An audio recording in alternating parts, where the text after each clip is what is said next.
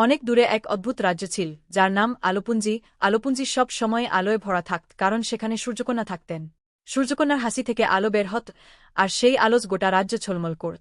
কিন্তু তার পাশেই ছিল অন্ধকার রাজ, সেখানে কখনো আলো পৌঁছাত না। একদিন অন্ধকার রাজ্যের রাজা কালবিত্ত তার অভিষিক্ত মন্ত্রীর সাথে আলোপুঞ্জি দখলের পরিকল্পনা করলেন।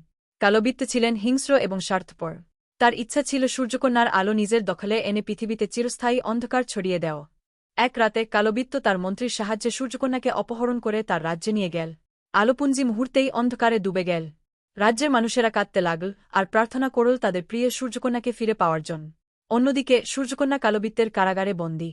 কিন্তু তিনি দুঃখিত হওয়ার বদলে নিজের আলো দিয়ে কারাগারটিকে উজ্জ্বল করে তুললেন। এই আলো কালবিত্ত এবং তার মন্ত্রীর চোখে লাগতে শুরু করল। ক্রমে তারা বুঝতে পারল যে সূর্যকন্যার আলোকে বন্দী করা অসম্ভব। একদিন সূর্যকন্যা কারাগারে বন্দী থাকা একটি ছোট পাখিকে নিজের আলো দিয়ে মুক্ত করলেন।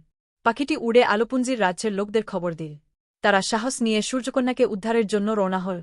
অন্ধকার রাজ্যে পৌঁছে তারা একত্রিত হয়ে নিজেদের ভালোবাসা ও সাহস দিয়ে কালবিত্তকে পরাজিত করল। সূর্যকন্যা মুক্ত হলেন। তিনি ফিরে এসে রাজ্যকে আবার আলোয় ভরিয়ে দিলেন। গল্পের শেষ এবং বার্তা। শেষে সূর্যকন্যা বললেন, আলো মানে শুধু আলোর ছলকানি নয়, এটা আমাদের ভালোবাসা, সাহস এবং এক। যতক্ষণ আমরা একসাথে থাকব, ততক্ষণ কোনো অন্ধকার আমাদের গ্রাস করতে পারবে না। রাজ্যের মানুষ আনন্দে ভরে উঠল আর আলোপুঞ্জি আবার সেই আগের মতো আলোয় ঝলমল করতে লাগল।